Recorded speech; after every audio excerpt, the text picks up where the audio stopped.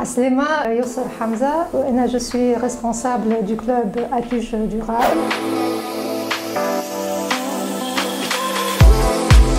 Atuj est l'association des Tunisiens des grandes écoles. C'est une association qui a 30 ans d'existence. اليوم فيها قرابة 8000 adhérents. Ces adhérents sont représentés principalement par des étudiants de classe préparatoire et par des diplômés d'écoles d'ingénieurs et de commerce. Nous pensons qu'aujourd'hui, il est important de parler de l'enjeu du développement durable et de lui accorder surtout la place qu'il mérite au regard des défis liés au changement climatique et surtout au vu des menaces qui pèsent sur notre planète Terre et qui pèsent également sur notre pays, la Tunisie. La Tunisie, elle fait partie des pays qui vont le plus, je dirais, souffrir des conséquences du changement climatique. Par rapport à la problématique du plastique, et si on veut parler de solutions pour un plastique plus écolo, nous pensons qu'il est important d'associer les acteurs économiques, notamment les acteurs de la chaîne alimentaire, afin de régler le problème à la source.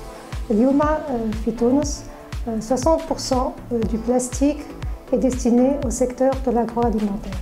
Donc si on veut endiguer ce problème, il va falloir travailler sur des solutions pour soit réduire l'utilisation du plastique, ou alors, pourquoi pas, utiliser d'autres alternatives comme ça se passe dans les autres pays.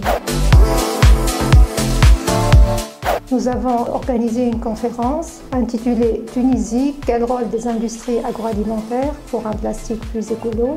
Nous pensons qu'il est important d'associer les acteurs de la chaîne agroalimentaire parce qu'aujourd'hui en Tunisie, d'une part, nous avons un contexte réglementaire peu contraignant et d'autre part, nous avons un consommateur qui est peu conscient de l'effet, je dirais, néfaste du plastique.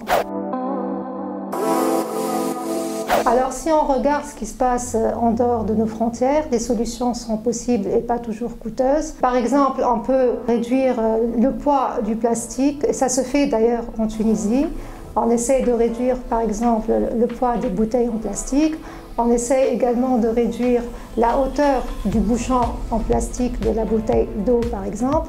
Donc ça, c'est des solutions qui sont peu coûteuses et qui peuvent avoir un impact intéressant aussi bien sur le coût de l'emballage que sur l'environnement. Les autres alternatives qu'on peut utiliser pour un plastique plus écolo, c'est par exemple d'utiliser un emballage biodégradable. Ça se fait aujourd'hui dans certains pays. Également, quelque chose d'important, c'est que tout le plastique n'est pas recyclable. Donc aujourd'hui, parmi les contraintes réglementaires qui existent dans les pays développés, c'est d'utiliser de plus en plus un plastique qui est recyclable et que ce plastique-là puisse avoir un autre, je dirais, cycle de vie dans, par exemple, une bouteille en plastique.